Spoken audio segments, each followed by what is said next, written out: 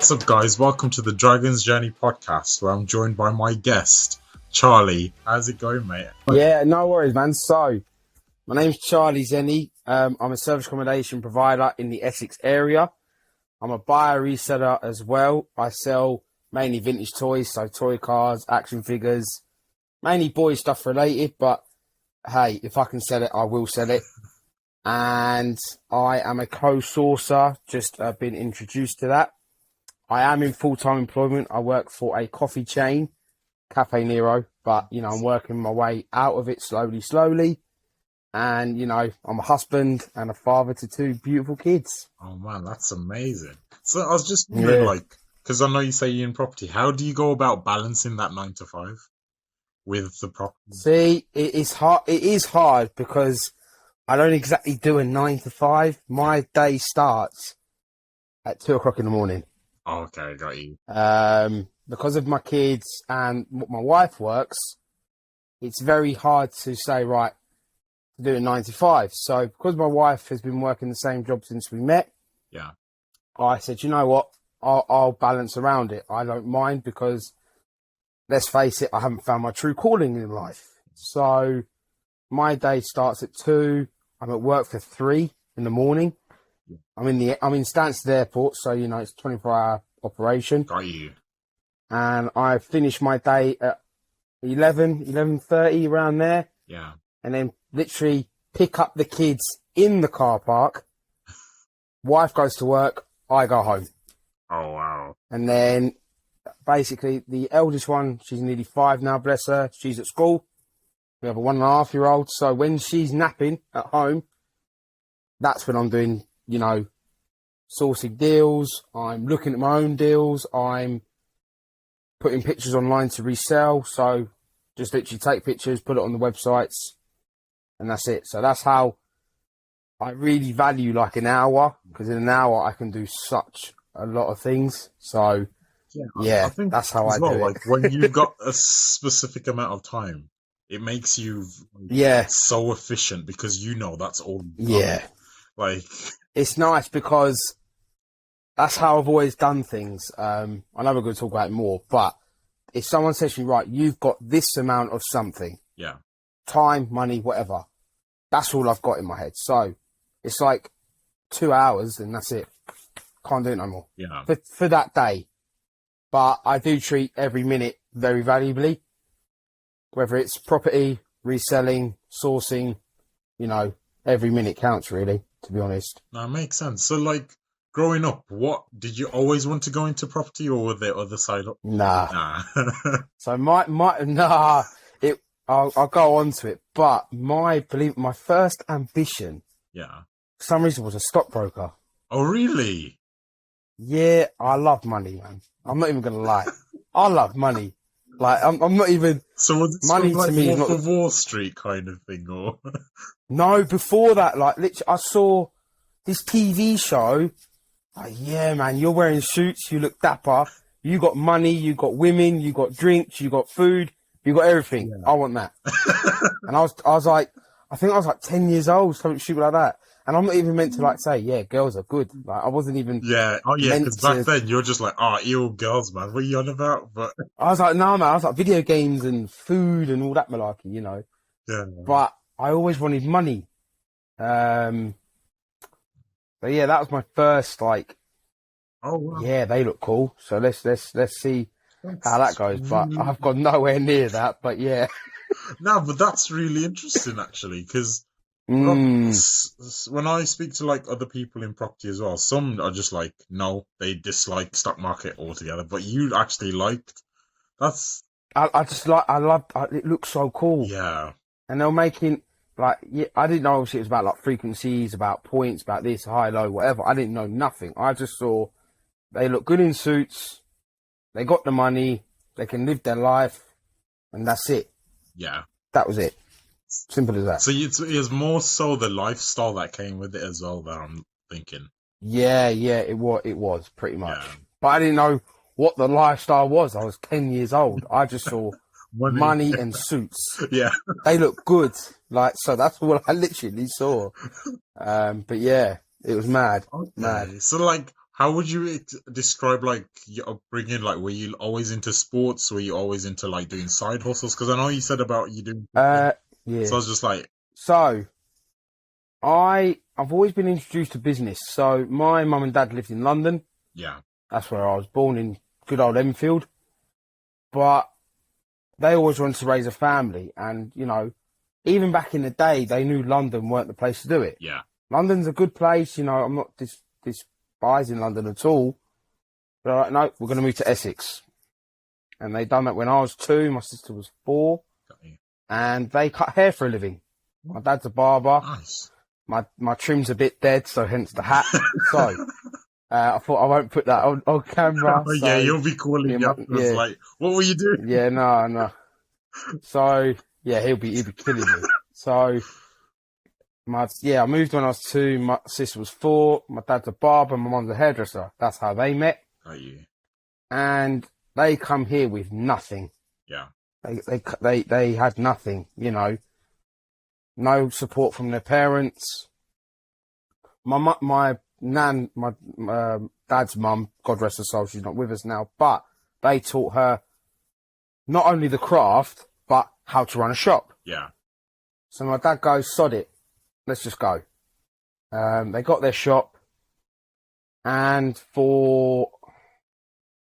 they had that shop for 10, 12 years. Oh, wow. So I've always been, yeah, we only sold it due to my mum's health reasons, but I'll get onto that in a bit later. I've always been surrounded that business orientation. Yeah. I didn't really understand it until, believe it or not only recently. I was like, my mum and dad have always been business people. Yeah. But not that way where people look at it. They're like, oh, well, they were barber and hairdressers. But no, they had their own business. Yeah. And that's what people didn't see. So, yeah, I've been introduced to, 2 years old. And then got to 12 years old. My dad got in with a gentleman selling video games. Oh, wow. And my dad goes, we need you to just stand on the stall, sell the games, and, we'll pay you. Yeah. At like a wage or whatever. It was like 20, 30 quid. When I told you that was big money. Oh, yeah. That's like £100. No. Probably. I was born in at 12 years old, man. Year 7. I was loving life. So, but then I had these 30, 40, 50-year-old men, 20-year-old men, saying, right, that game's 25 quid. Will you take 20? Yeah. And I'm like, yeah, go on then. I'm thinking, right, I'm making sales. I don't care. Yeah. They're like, son, why are all the games gone? I was like, because I sold them. They're like, did you get the money for them? I was like, no, I had to do a little bit lower because they wouldn't pay the max. Yeah. At first, they were like, you stupid boy. Nah, but yeah, I was gonna. They said, you sold all the games. We bought them for obviously way less. Yeah. But I think my dad told me in the car, mate, we priced it at 25, but we actually bought it for 10. But you sold it for 20, so they've doubled their money anyway. Yeah, and if you sold out, yo. I was gone. Like, half the stall was gone. Wow. So my dad goes, sod it, son, here's £100. Yeah. He gave me 70 quid over. And I was like, do you know what? I'm good at this negotiation stuff. Even though it was all one-sided. Yeah. But then I thought, now I need to learn how to do it the other way. Yeah. At 12 years old now, I'm only 12. So I had to learn, right, they've just paid less for something. How can I do it? Yeah. So, I had that it literally had it inside me. I was like, no, I love this life. Like, making money, negotiating, I love it. And then I was 15. Sorry, 15. I was in year 11. Yeah. But throughout my whole school life, you had them who were selling sweets. Yeah. Crisps, drinks, them people. And I was like, they're all getting caught. They're all numbnuts. All of them. So my challenge was how to not get caught. Yeah. But I started selling my packed lunch my mum was packing me. Oh, so you're getting it for free. But my markup was free already. But it was like, my mum weren't like, we're Greek people. Mine weren't the ham sandwiches, it wasn't mine was chicken satay, rice, salad, you name it. Mine was funky. Man. And then this one Norwegian guy, because I went to a Anglo-European, so it was like a mixed language school. And he goes, "Raw, can I buy them off you, Charlie? Like the satays?" Yeah. And I just threw a figure like £2. I was like, "Yeah, you can have them for £2." I've never seen a geezer pull out £2 so quick. You immediately like, yo, I probably should have charged more. Yeah, but then I was like, "Bro, I'm getting these for nothing." And this geezer saying, "Can I have it the next day?" Oh man. So I think I started just selling my packed lunches for £3. The whole lot, £3, gone.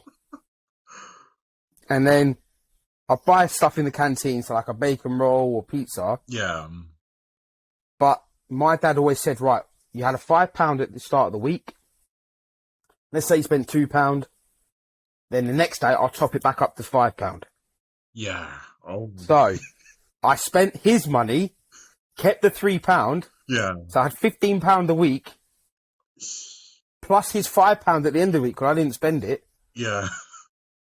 So I had like capital already. Man. So that's how that started. And then I got a bit deeper. So I was selling some crisps, selling some drinks, and, selling all that good stuff. But then I thought, right, everyone's selling Walkers like cheese and onion, red salted, salt and vinegar. I was like, nah, I need to get the meat flavours. Oh. No one had meat flavours. Yeah. So even then, I knew I had to be different. Yeah. I was selling out so quickly. I bought double the next day. No. And the next day. So, but this was all right. My mum and dad didn't really clock. Son, why are you taking 2 extra bags and your school bag? Yeah. They didn't clock. They didn't clock. And, I had, £15 worth of stock. I've doubled it every day. I doubled it every single day. Oh my. And then I was doing this for 6 months. 6 months solid. And my system was this. We had these new ping pong tables just installed. I somehow got very passionate about table tennis at the time. Yeah. Played for 2 years. But I started there, but I left the bag underneath the table. And each individual point, I was doing deals. I was doing deals. So it was literally, right, the people would show me, right, I've got 5 fritellas, 2 packs of crisps and a drink. Yeah. Right, £3.50, done. In the bag, the money, you get your stuff, you go. Yeah. I was like, whatever you get, you can eat around, but if not, you go now. Yeah. So I don't draw the teachers. Yeah, you don't want attention around you. That was my system. Yeah. And I never got clocked. Oh. Anyway, this one day, went to Morrison's with my mum. I'm going around the crisp bar, Let's face it, yeah, I was a fat kid. But anyway. Yeah. I went down the crisp aisle and they had McCoy's meat flavour. But it was an 8-pack for £1. To me, that was £4, £3 profit, yeah? Per bag. So 50p, I'll say everything 50p. Yeah. When my toes in my shoes curled up, I was like, oh my God, I can't get this because I don't drive. I have to put 5-6 bags on the conveyor belt. Yeah. And I did that. And my mum goes, son, listen, I know you're a big boy. I know you like food. But what are you doing? Yeah. I said, Mum, I'll eat them. She goes, again, you won't. I said, fine then, I'll send them in school. Yeah. And she goes, no, you won't. I said, yeah, I will, Mum. I've been doing it the past 6 months. And then my mum goes, you wait till your dad finds out. Yeah. Anyway. I bet he must have loved it though. See, this is the thing. I thought my dad would butt whoop me. Yeah. I said, Dad, I need to tell you something. He goes, what you done? Like, straight away. I said, I've been selling in school. He goes, what do you mean? I go, I've been selling sweets, crisps, drinks.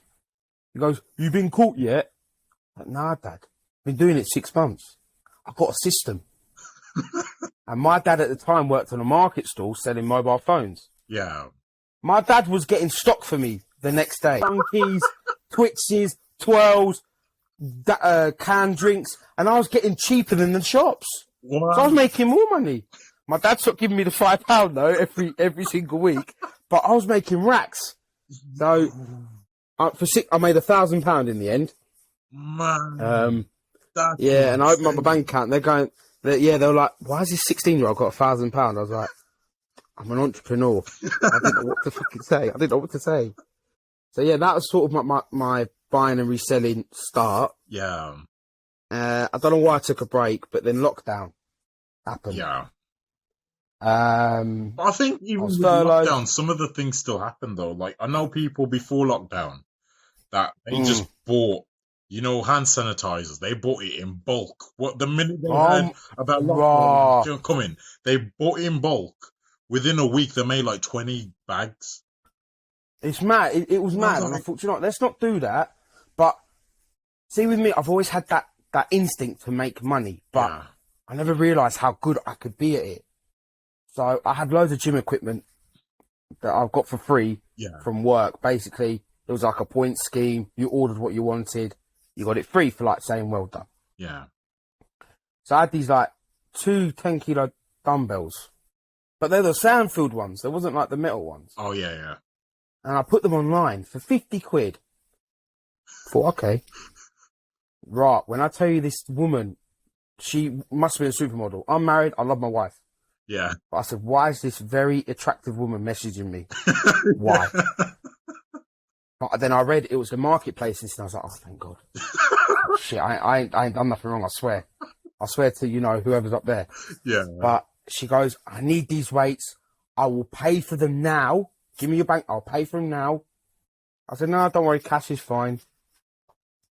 She gets here in a Range Rover. I was like, she's married. I'm good. Yeah.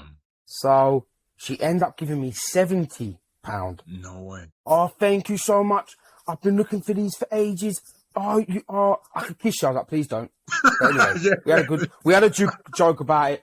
But then I've got home. I've walked in my front door. I said, that was a bit too easy. Yeah. Am I missing something? But then I didn't realise everything closed down. No shops, no very.com, no gyms, nothing. Yeah, so you really needed it, like. So I thought, right, okay. So we was going to my mother-in-law's for like a dinner, but we weren't meant to. But anyway, went for dinner. YOLO. And I thought, let me see if there's any cheap lots in Romford. Yeah. So this Indian guy, bless him, he goes, oh, you're doing me a favour, 15 quid. But it was like 50 kilo worth of gear, like plates, bars, 15 quid. So I looked online, I was like, what can I sell them for? Anyway, everyone was selling it for £3 a kilo. And I sold it for 2.5 kilo. Undercut them completely. Yeah. I put it up online at my mother-in-law's. It was sold by the time I got home. 2 hours done. That's insane. But I started with £100 of my own capital. Yeah. Anyway, 15 months later, I had £12,000. No way. I calculated everything. Yeah, 12 grand. That's 15 insane. months. And I was buying on Facebook and selling on Facebook. I had a few weird people. I had, I'm not gonna lie. I've got nothing wrong against with the traveller community, but you hear stories and you think, okay, automatically you're gonna come and kill me. Yeah. But they've come in my house and bought everything. This geezer goes, hello there, son. Listen, I see you got weight behind the back door. Can I buy it all? I was like, yeah. I said, there's 160 kilos there in weight, in plates. I said, that's £400. He goes, no worries, son. He's just flicking notes. It was gone. I couldn't get it quick enough, this stuff. Oh, my. I equipped about 50 to 70 home gyms. Yeah. And I had regulars. Every payday they'll come to me because, mate, they're furloughed. They've got free money. Yeah, yeah. I'll take it. I'll take it. True. So I knew I could sell. Yeah. So that's how that started. Oh, So yeah, that's that's the buying and insane. reselling. Yeah, Like, that is yeah. actually insane because, like, things from when you're like child that would just seem like fun at the time. Mm. How to do. But I found it all by accident. This is the thing. Yeah. I haven't planned any of this. I swear to God. It's all happened by accident. And being in the right place, the right time. And you could say at the time, the right demand. Yeah. But then the toy business happens. Oh, God. I done a boot fair with my wife. Took all my old cars, took all the other stuff. And these little kids are like, oh, how much are the cars? It's like £1 each. Yeah. Pound. I didn't know what was going on. And I got home. I was like, did we have a good day? I didn't really check how much we took. Yeah. Anyway, I pulled out £200. £5 notes, £10 notes, £1 coins. I was like, what was going on for a boot fair? And I said, oh, where are the cars? So the kids, my eldest, can play with the cars. Yeah. She goes, there's nothing in the box. But you telling me I sold all of them? I didn't even look. Oh my. And that was it. I thought again, what's going on with Hot Wheels? Yeah. And then it all started from there. I bought Hot Wheels, I bought Matchbox, Dinkies, Corgis, and then action figures came into the equation, and stunt scooters came into the equation, BMX bikes came into the equation.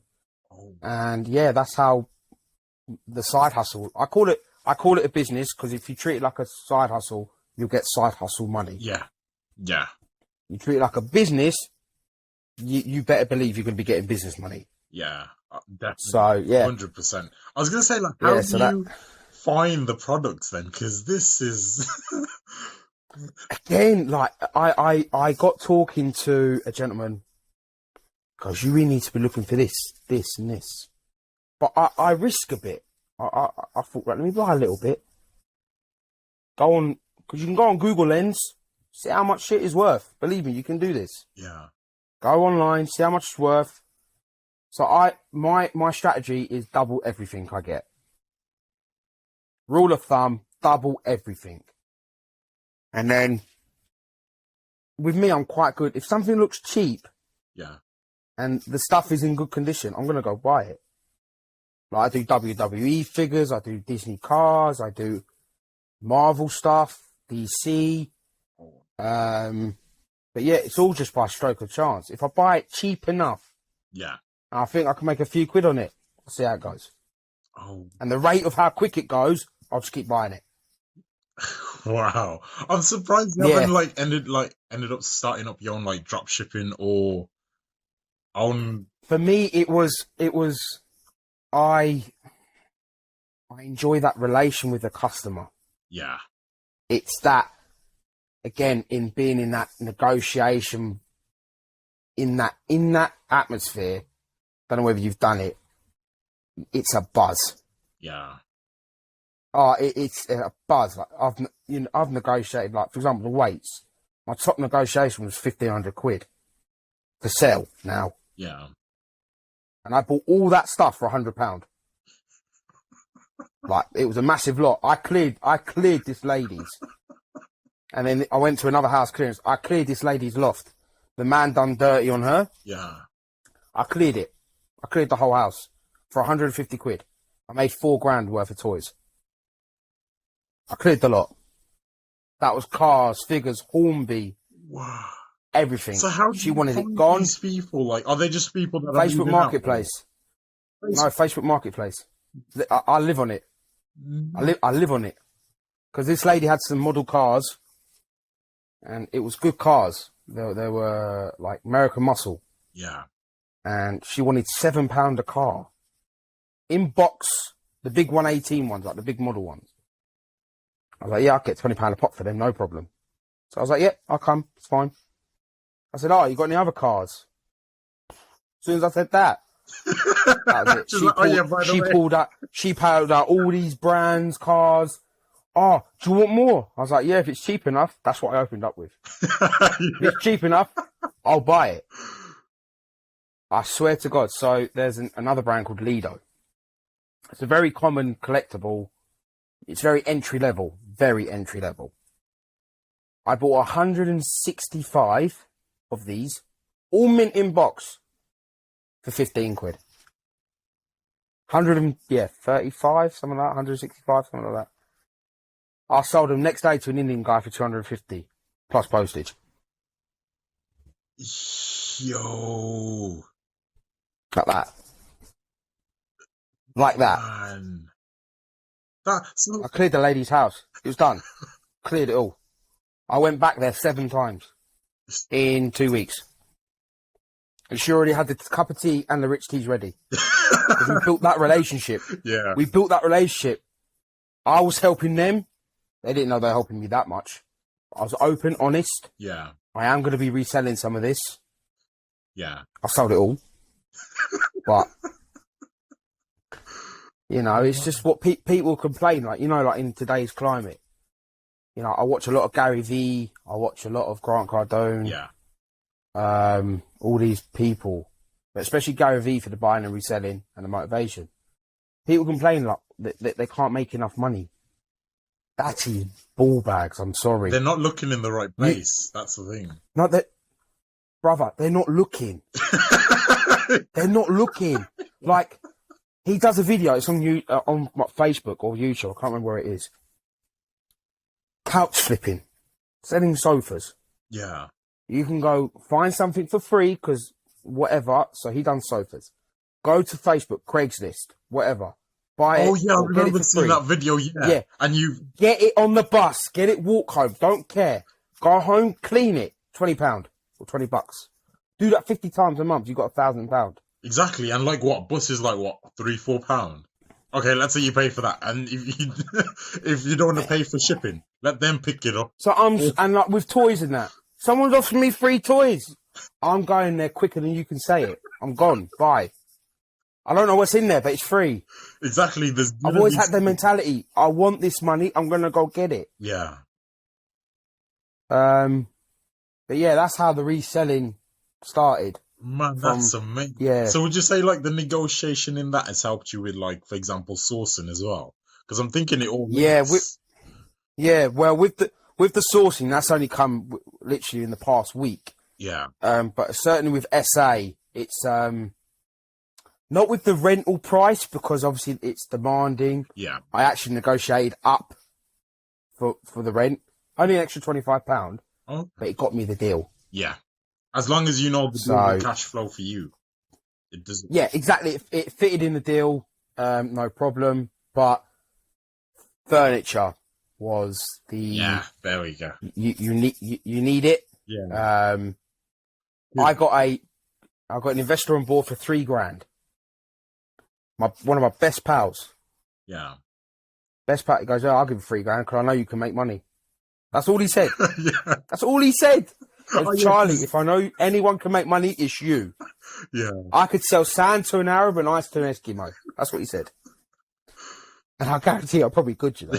Yeah. It was, so I had to pay $950 in rent up front. He gave me a 2-week grace period. Again, I negotiated that because he slipped up. So I got that. Obviously, eventually paid the $950 and $950 deposit there and then. So I had 1,100 quid to play with. But again, going back to previously, I have that mindset. I've got £1,100 to spend, and that's it. Yeah. So what do? Go on Facebook. Yeah. Yeah, 100%. Honestly. So I bought the sofa bed. I bought table. I bought miscellaneous stuff. I got sales in actual shops. The bed I got on a discount site. Pictures, whatever. Just to get it up and running, to get it staged in a way where it will sell. Yeah. I ended up only spending 950 quid. How on earth in total? Did you, like, this is... Because I don't take no that easily. I don't. And I love a challenge. Someone saying, yeah, you can't get that for less. Yeah, I can. And then with all the linen, the bedding, I've spoke about it previously. That should have been about £300 bill. All day long, I paid 30. I went to a clearance, hotel clearance was closed down up the road, and I thought it might be cheap. I don't know. They were selling Super King bed sheets for £2.50. Anyway, I said to, do you mind if I make a pile and then we can negotiate something? You know, works for both of us. She goes, yeah, it's all right, love. You do what you need to do. You know, she was quite happy. So I made this pile. I would have taken you know everything what? at that price. See, well, this is the thing. I made a pile, literally, like I couldn't imagine it. Yeah. And then this black gentleman, you know, a lot of black people, they send a lot of stuff back home to Nigeria, Ghana. That's that market. But he sort of distracted this lady's thinking. He was like, yeah, I want the glasses, I want the chairs, I want the TVs. I know how they work because I deal with it at boot fairs. Yeah. And I said, I thought, like, she's now sidetracked. I said, it's 30 quid all right for all this? She goes, yeah, it's fine. I swear to God, I've never got out of a place that quick. And I had kids in the car. They're like, Daddy, why are we going now? I said, no, Daddy's got things to do. We need to go now. Yeah. And I remember ringing Don. I said, yo, Don, listen, I think I've robbed someone.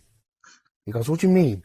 I said, right, I've got all the linen for the flat, the towels, the pillowcases, the sheets, everything. He goes, right, you spent £300 that quick? I was like, no. Spent £30 everything. Everything was £30. He must have been like, no way. Yeah, he actually said, you're lying. I said, bruv, I can FaceTime you now if you want me to, with all the stuff. You think I got £300? No.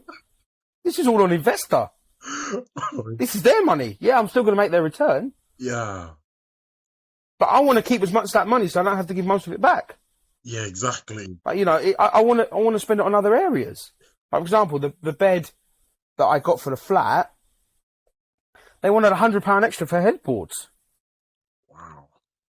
But I said, no. Doesn't need headboards. But then that £100 got me all my, should we say utilities? So kettle, toaster, knives and forks, plates. It got everything. That £100 got everything. So I thought, right, instead of me saving that money, right, how can I spend it better? Got you. So yeah, probably all in all, I've put about 400 quid into the flat of my own money. All in all, revamping a few things. No way, man! Like, yeah. So my first deal cost like thousands and thousands on all the furniture. My first deal was under £3,500.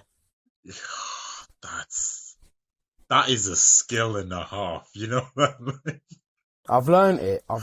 You know, my mum, and bit off topic, but my mum and dad, we lost our home when I was 12, 13.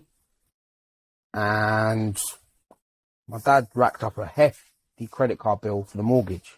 Yeah. And he fucked up. I can't remember how much was on the bill. But my mum's a bit of a witch. Women are witches, but my mum's a witch. I swear to God.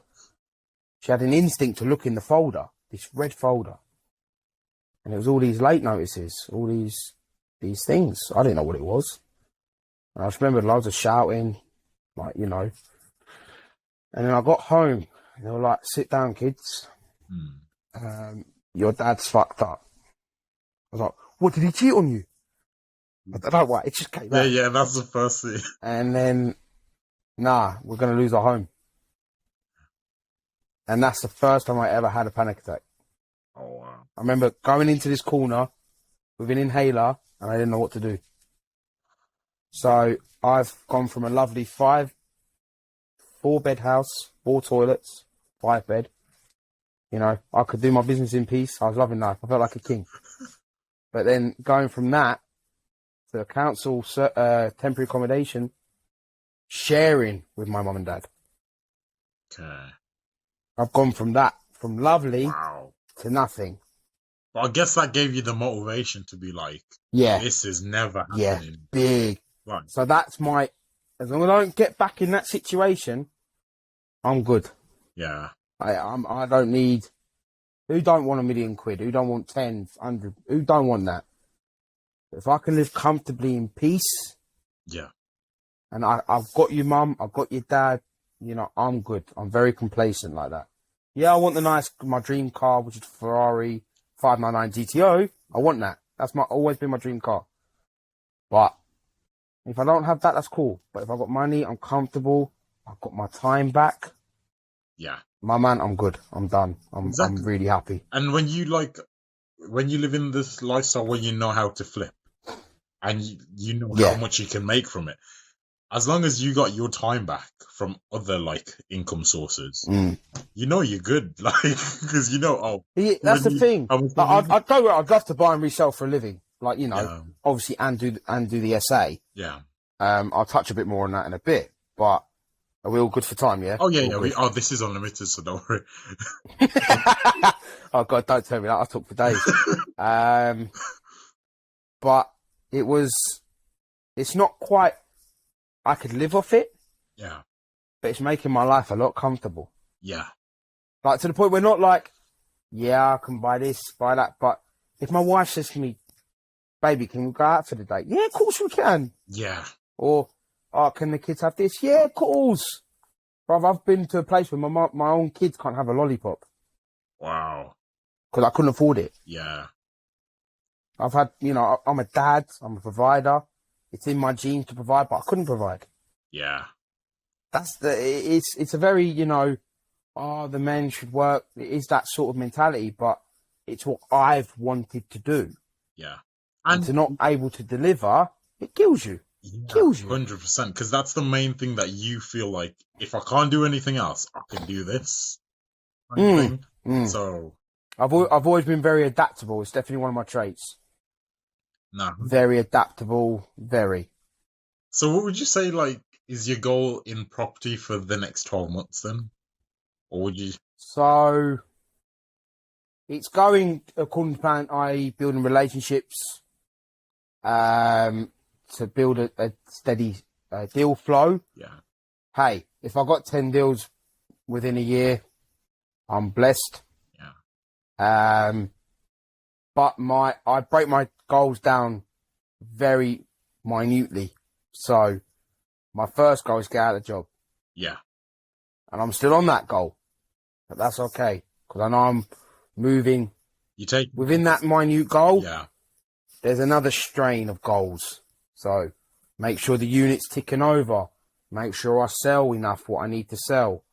Make sure I'm looking at deals whenever I can. Make sure I'm still keeping the relationships to get these deals. Obviously get people on board with investing in property that, they're cash rich but time poor. Yeah. Or they've got money in the bank but they still got no time, so they're time poor. Yeah. It's about helping people. That's what I want to do. More importantly, I could get rich, make money, yeah, cool. But if I'm not helping anybody, what's the point? Yeah.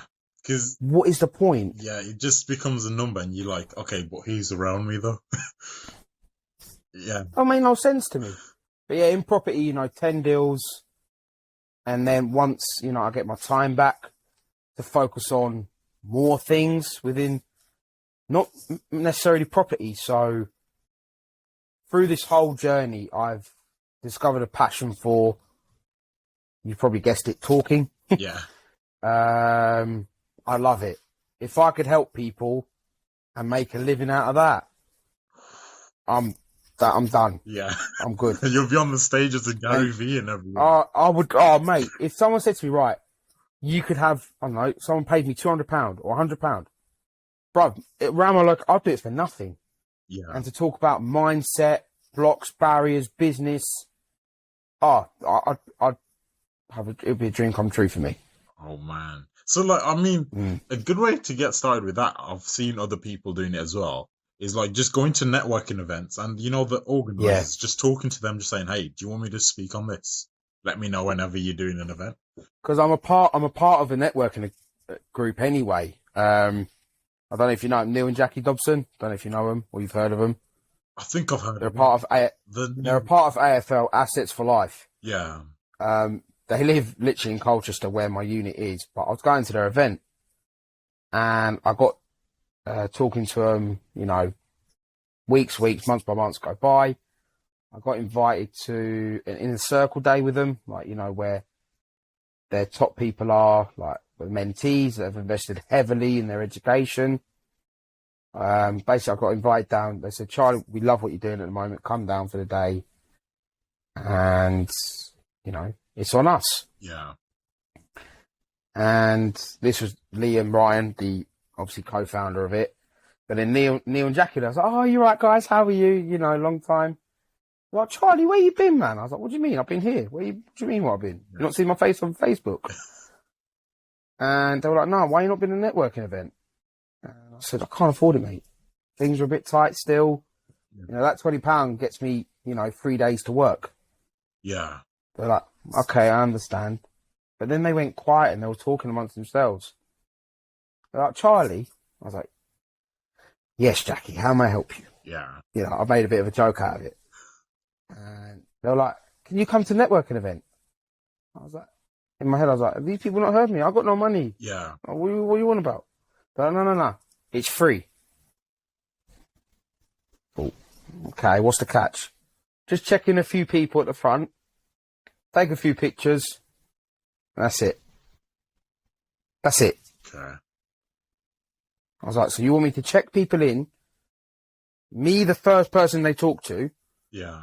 take a few pictures, I still get to network, and I'm the go-to SA guy in the room because they're either too busy or talking about something else. Yeah. And they sat back and said, yeah.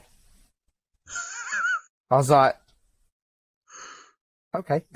Like, I thought, but that was just by talking and being upfront and honest again. But I'm a very likable guy. Some people don't like me, but that's cool. But I'm a very likable guy. I'll hear you out. You know, I'll tell you how it is. I'll actually listen. Yeah. And people like that. So I'm in with them. But to go to another networking events, it's when I can get time free. That's the only thing about that. So it's definitely on my to-do list in the diary. Yeah. But obviously the social media now it's now highlighting that now.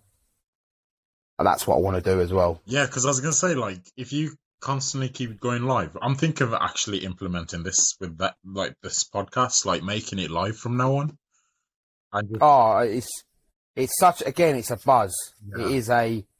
I think I've been going live now for, what's it? I think about 2 months or 40 days, something like that. We had a challenge in AFL, a 14-day challenge. I ended up winning the challenge, and it just gave me a, not saying like, yeah, man, I won, give me the prize. Not that. It was, do you know what? Why have I not been doing this? Yeah. I've got a flair. I'm natural at it. It feels natural. And if someone gives me a topic to talk about, I'll just talk about it. Yeah. I don't even have to think about it. I don't know why. I've been, a friend of mine, Dan, who's in the Rent to Rent group that we're in. Yeah. Goes, how'd you do it? I said, I don't know.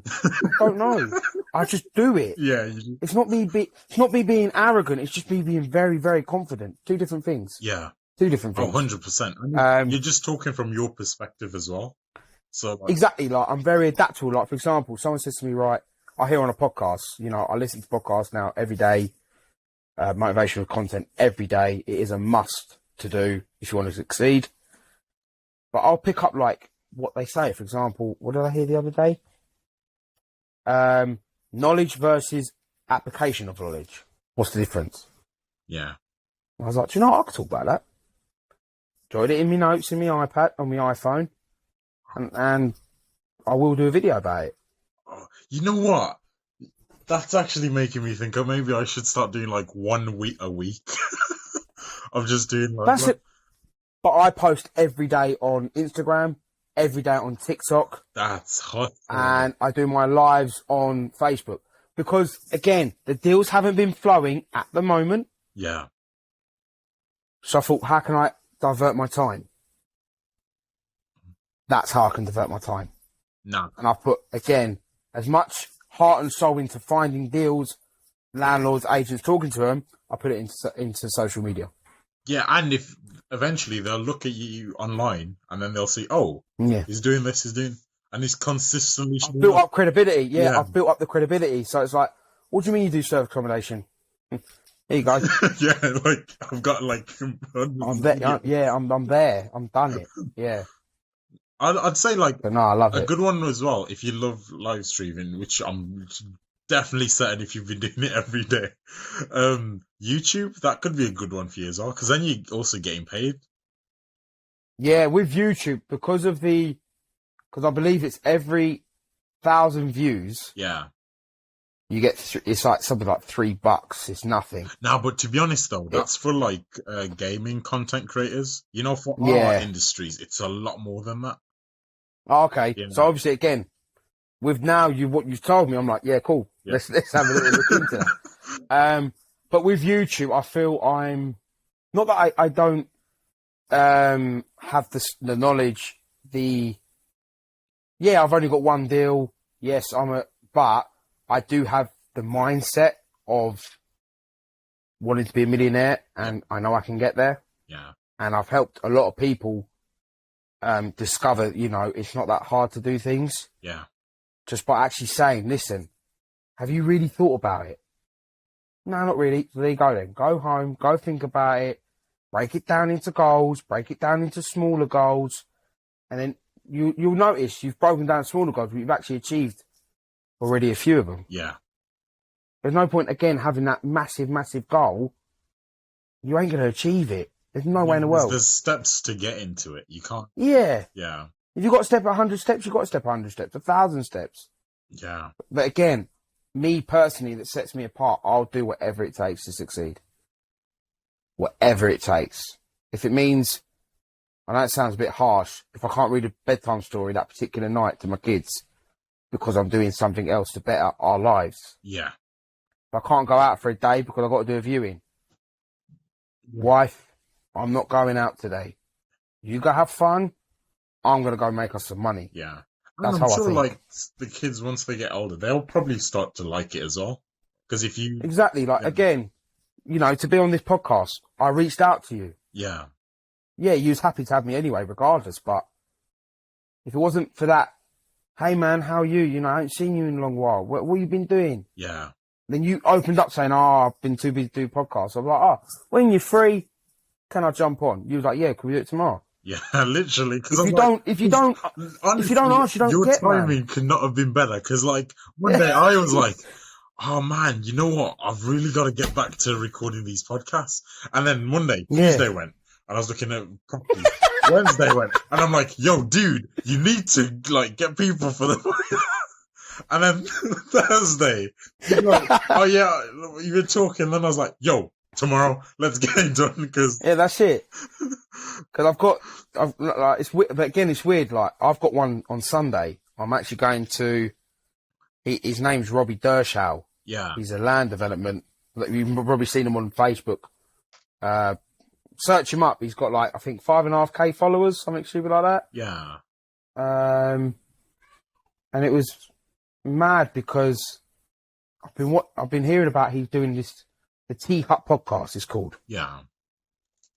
And it's new this week, or last week. And I literally said to him, I'd love to come on. I love the podcast. It's very unorthodox. Yeah. I was like, I like that. He goes, what are you doing next week? I was like, Yeah. nothing. He goes, do you want to come on Sunday? If you can come to Norwich, you can come on. Oh. Wow. I was like, yeah, cool, I'm there. I was like, fine. But again, if I didn't ask, you wouldn't have known. I'm not going to get. Yeah. But he's not going to personally go, oh, Charlie, yeah, we need him on that podcast. No, he's not going to do that. Yeah. It's a natural reaction. You're not going to think of a particular person. It's not that you're being a git. You're not thinking about that until someone puts it in front of you. Yeah. 100%. But it's the natural thing with reselling as well. If you do not put something in front of a person, they are not going to buy it. Yeah. Because when they see it, then they're like, oh, how could I potentially use that? And then all of a sudden they're thinking, oh, it's gone from not knowing about it to now it could be something I could use. Literally, I was just like, can I come on? And then they were like, yeah, cool, fine. And I was like, I didn't expect him to say yes. Yeah. Like, I didn't expect you to say yes, because I thought maybe, you've got people or something, you know. Like I said, genuinely, like this week, it started last week. Nah, to be honest, last week I was just busy with property viewings and like everything. But like this week I was just looking at it like, yo, I really need to get consistent with this podcast. I need to get people on. And then as the week kept going past, I was like, come on, message people. That's the thing though, isn't it? Like, I do tell people, if you don't ask, you don't get. Yeah. You really don't. You do not get. 100%. You have to go out of your way to do it. You have to. Yeah. And I think that's the major takeaway from this podcast episode is like, just go out and look. Like, everything you want. If you say you want more money, go out. There's ways to do it. Like you said, Facebook Marketplace, free section. Just go out and look. And when you're looking, you'll find something that could potentially help you. Mate, the internet's so big now. Yeah. You can literally search something on eBay. Complete listings. It's there. Yeah. It's like if you collect teacups, there's a £500 teacup, right? And you don't know if you know it. Yeah, like I'm just saying, like there's collectors of teacups, salt and pepper shakers. Like there's collectors of everything. Yeah. And I was like, then I realised, like, right, someone's going to pay £500 for a teacup. Right, I'm going to go look for that teacup. But yeah, exactly. Because you know it's there. Like, but it's just because I went on my phone saying, right, this 19th century teacup in blue made by Paul Revere, which is a very well-known brand. Yeah. In craftsmanship, a £500 teacup. Okay. I now know look for that pattern. If it's stamped Paul Revere and my man wants £2 at the boot fair, I'll give him £2. Yeah, exactly. Like, do you know what I'm saying? And then I can go online, right, it's 250 quid. Oh, you've made that very cheap. Yeah, that's no problem. I'm a nice guy. I've made £248 profit from that. Yeah, exactly. It's no skin off your back, really. Oh, no, but honestly, I'd love to have you for a second episode because this episode has been amazing. But I think just to keep it within an hour, we might have to end it around. Yeah, man. Yeah, man. Oh, mate, let me know when you want me next on and I'll be on. Don't worry. 100%. Would you like to share your social media accounts and so people can... Yeah, so on Instagram, I'm Xeni_Relocations_ on Instagram, and TikTok, I'm just Xeni Relocations. I don't know why it's like that, but that's how it chucked it out. Obviously, also on Facebook, just search my name, Charlie Xeni. I'm there. Always doing lives, always doing bits, talking about, essay, reselling, how to make money, and mindset. I'm very big on that. So just to help people out, people don't talk about it. Yeah, I do. I do. Now, honestly, it's been great having you on, and genuinely, I can't wait to see the progression of your speaking career. Yeah, man. I'm excited, man. I'm excited. So excited. And thank you guys, and thank you for listening to today's episode of the podcast, and hope you all have an amazing day.